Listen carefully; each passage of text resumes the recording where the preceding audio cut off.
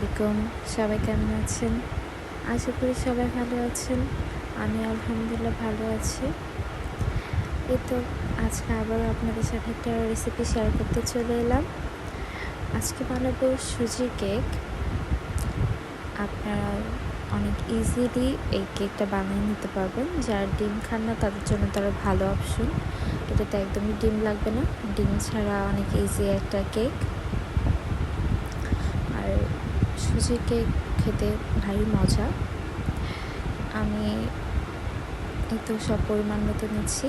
চলুন আপনাদের সাথে দেখিয়ে দিই কীভাবে বানিয়েছি। আমি এখানে হাফ কাপ পরিমাণ তেল, হাফ কাপের একটু কম নিয়েছি। আপনারা সেটা কিন্তু এখানে ঘিটা ইউজ করতে পারেন। এতে ভালো ঘ্রাণ, সুন্দরটা মানে খেতে ভালো লাগবে। আমি এখানে তেল নিয়েছি আর টক দই নিয়েছি 4 চা চামচ। আপনারা পরিমাণে চাইলে একটু কম দিতে পারেন। যাই হোক, আমি ভালোভাবে তেল আর টক দইটা ফেটে নিয়েছি।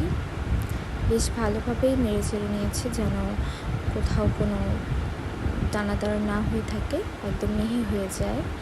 দেন তারপর এখানে চিনি ইউজ করবেন আপনারা। ফেটে নেওয়ার পর চিনি দিয়ে নেবেন। যদিও আমি ভুল করে চিনিটা পরে অ্যাড করেছি, ভুলে গিয়েছিলাম। তো আপনারা চিনিটা আগে অ্যাড করে নিয়ে চিনিটা আবার ভালোভাবে নেড়ে চেড়ে নেবেন যেন চিনিটা গলে যায়। তারপরে আপনারা সুজিটা অ্যাড করবেন। সুজিটা হাফ কাপ পরিমাণে একটু বেশি নেবেন, তাহলেই হবে। তারপর সুজি চিনি আমি আর একটু সময় লেগেছে বেশ কিছুটা গুলিয়ে নিতে। দেন ভালোভাবে আবার মিহি করে নিয়েছি।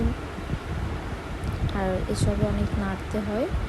নেড়ে চেড়ে ভালোভাবে একটু আবার নেড়ে চেড়ে এরকম একটা ইয়েতে আসলে তারপরে আমি ওখানে একটু ময়দা ইউজ করেছি 2 চা চামচ।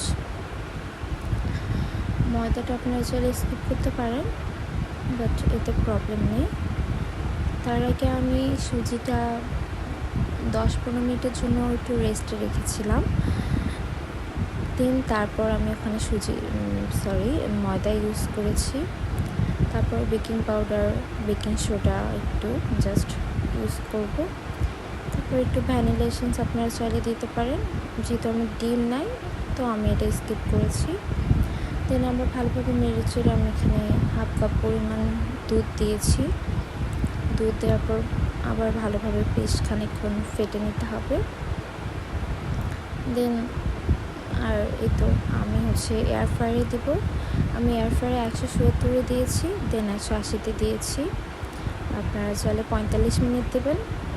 সবাই ভালো থাকবেন, সুস্থ থাকবেন। আসসালামু আলাইকুম।